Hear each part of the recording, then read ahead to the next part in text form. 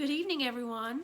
Marvin and I are here to read you another chapter in a story of Cherokee Trail of Tears, Soft Rain, and we are on chapter called The Coughing Disease. Soft Rain kept Pet's rope tied tightly around her waist. She knew that Father and Hot Boy would bring Pet with them. Would they also bring her doll? Every day she searched among the new arrivals for her father and young brother. She knew her mother was also looking for them. Mother still kept Father's tobacco pouch inside her dress, moving it carefully into her pack each night to keep it safe and dry. Through the cracks, Soft Rain watched the soldiers finish the second pen. After they put the gate in place, they shouted, "Hooray!" and slapped each other on the back. What a strange custom it is to show happiness by hitting someone, she thought. Then she saw Big Boots again, the first time since they had arrived. More real people were with him. He motioned to the soldiers who were hitting each other to open the gate they had just closed. A wagon full of people pulled up to it. Soft Rain saw only women and children herded out of the wagon and into the new pen. When she turned around, Big Boots was standing near her. "Lone woman with men, pack up your belongings. You're being moved," he shouted. When no one responded, he grabbed Soft Rain's arm. "You understand me. Tell them they must move," he snarled. Mother quickly ran to Soft Rain, pulling her away from Big Boots. "We will tell them our way," she said slowly. "See that you do, and hurry." His face was red. Soft Rain looked at the finger marks Big Boots had left on her arm. She tried to rub them away. She and Mother walked among the people, explaining to the women with no men what Big Boots had said. Soft Rain knew that some of them understood his language just as Mother did, though they would never let him know. "Where are we moving?" they all asked. "I don't know. It's best not to ask too many questions," Mother answered. "Everyone must do as the soldiers say." When all the women stood in line with their belongings, Big Boots yelled, "Open the gate! Follow me, you women!" He started towards the new pen. On the way, Soft Rain stopped to gaze at the river. She saw the soldier with the silver buckles staring at her. "Move along," Big Boots shouted, pushing her. She stumbled, falling against him. His smell, a more putrid stink than she'd ever known, made her grunt. "Why doesn't he wash in the river?" She turned away quickly. At the gate, a soldier handed Mother a bucket. "You know what this is for. We don't have outhouses here." He looked down at Soft Rain. "And also, to get sick in. Tell the others to use mess buckets when they're sick. Keep this stockade cleaner than the other one." To Big Boots, he added, "They ought to know that much." "They're only Cherokees," Big Boots sneered. "There weren't enough buckets and no place to empty them," Mother said angrily in her language.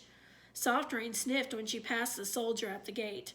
"All the soldiers stink," she thought. "Why don't they bathe? They could, but they don't." They found a place along the wall under a narrow roof. Mother arranged their few belongings and greeted the women on each side of them. Soft Rain went to look for another crack. She had to keep watching outside the pen while she waited out inside. A few mornings after their move, Mother suggested that Soft Rain find some other children. "Talk with them, start a game, or tell a story," she said. Soft Rain walked around the stockade looking at the hot, sad faces of sick children, and she decided it wasn't the time for games or storytelling. Would it ever be? Then she felt a stillness around her, and the gate opened. More people were coming. She squeezed through the crowd until she could see each new arrival. There were no men, but two people looked familiar. Her mouth dropped open when she was sure she recognized her aunt and Greenfern. Rushing towards them, she shouted, "Aunt Key! Greenfern, here I am!" At once Aunt Key dropped her bundle and threw her arms around Soft Rain. "My heart is glad," she exclaimed. She took a deep breath and asked, "Where is your mother?" "She's over there," Soft Rain told her excitedly. She led the way, dragging Aunt Key's pack.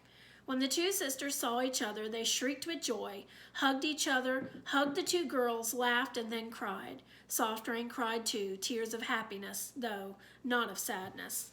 Greenfern didn't cry and barely smiled. Soft Rain touched her hand, thinking, "She looks very skinny. She must be tired and hungry."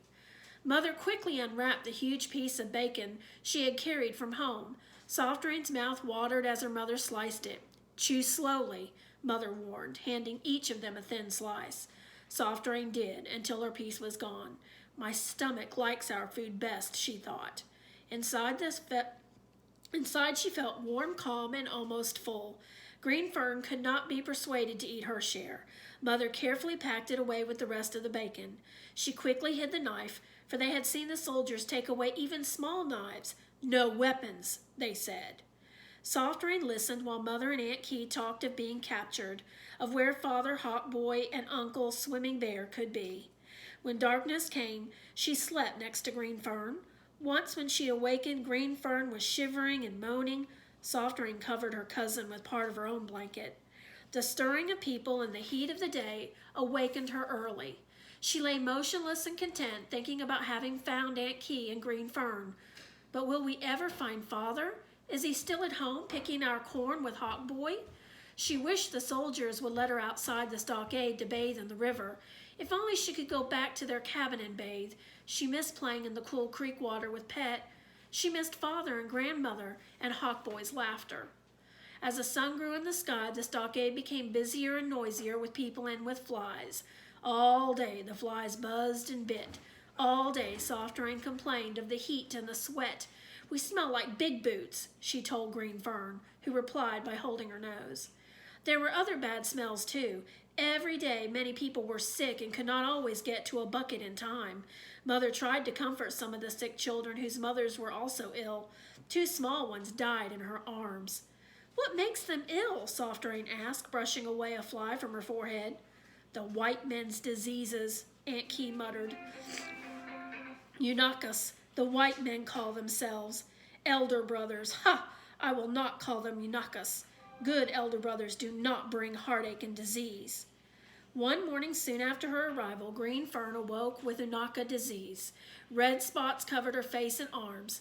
Mother and Aunt Key moved her blanket farther away, but Soft Rain could still hear her asking for water to bathe in, to get cool. "I want to give water to Green Fern, and I can fan the flies off her too," Soft Rain said when Mother brought her a drink. "Shh, she's very ill," Mother spoke softly. "It is best to let her be alone. Aunt Key will take care that she gets enough water. If they don't have enough, they can take more of ours." For many days, Soft Rain watched and worried about Green Fern, until one morning she herself awoke shivering, completely drenched in sweat. Then she began coughing. Her breath came hard as the coughing continued. Her mother built a tent over her from a piece of cloth she had saved for a dress. "Try to sleep, daughter," she repeated again and again. Soft Rain lay shaded but not cool. When she tried to sit, she vomited, not always in the bucket. The smell grew worse. She sniffed, rubbing her nose, but the stench would not go away. She slept, awoke, turned, coughed. It was dark and quiet. She slept, awoke, it was light. She didn't know how many days passed in this way before her coughing became less. When she awakened to see Aunt Key bending over her, someone else was coughing nearby. "Who is it?" she asked. "Shh, your mother now has the coughing disease." Soft Rain sat up and saw her mother lying next to her in the shade of the tent. Crawling over to her, she gently touched her lips to Mother's forehead. "Where is Green Fern?" Soft Rain whispered to Aunt Key. "Is she well now?" Aunt Key lowered her eyes. Tears came. "The disease of the white man killed my daughter, and the soldiers have taken my husband from me. My sister and you are my only family now." Soft Rain climbed in Aunt Key's lap. "Green Fern was my best friend," she sobbed. All right, well, until tomorrow. Night.